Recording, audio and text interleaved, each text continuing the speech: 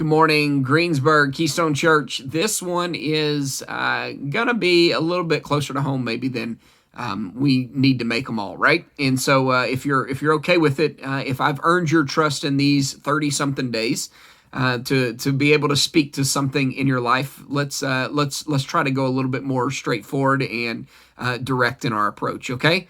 The weather's getting nice. Things are starting to look up.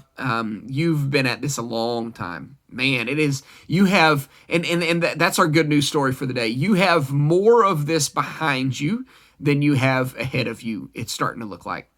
Just think about that for a second. Maybe that's not good news to you, but this all started weeks and weeks and weeks ago. And the reality is that it seems like things are going to be returning to normal, somewhat normal, our new normal, at least a couple of weeks from now. So we have more of this in our past than we have in our future, and that's good news, right? But it's also it's not something to overlook that many of you have struggled. I've struggled in certain times, in certain spaces, and it has been overwhelming at times. I've felt the weight of just claustrophobia, I guess, in all of this being in our home. Even though we have these nice homes and these nice setups, it just seems like for some reason when we're forced into this situation, it's a lot more difficult to deal with and to navigate. And let's be honest, we haven't been 100% perfect with our spouses.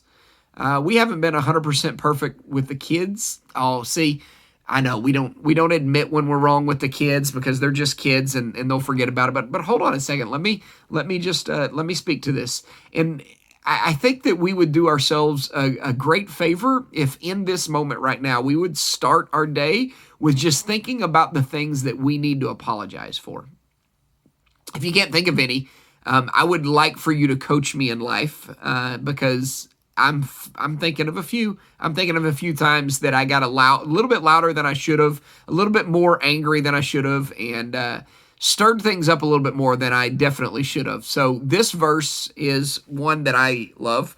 It's for me. I'm pretty sure James wrote this just for me. He was writing all the other chapters for everybody else and all the other Christians that would eventually hear it. But for me personally, I think he wrote this one. It says in James 1:19, "Know this, my beloved brothers, let every person be quick to hear, slow to speak, slow to anger. For the anger of man does not produce the righteousness of God." That's a duh moment, right? The anger of man does not produce the righteousness of God.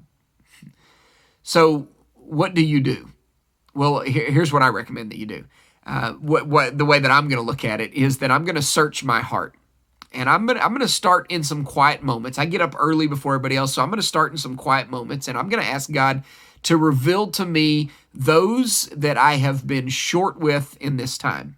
Maybe my wife was given a little bit more of the burden that I was bearing than she needed to have. Or maybe my kids, that moment of frustration over whatever small thing it was, didn't need to be as big a deal or blown up as I made it. And so my anger, which made me quick to speak, missed the point. And it didn't produce the righteousness of God. And I really want the righteousness of God to shine bright in my home. So, what about you? Are you quick to hear, slow to speak, and slow to anger? Quick, slow, slow? I want to encourage you to pray about that this morning.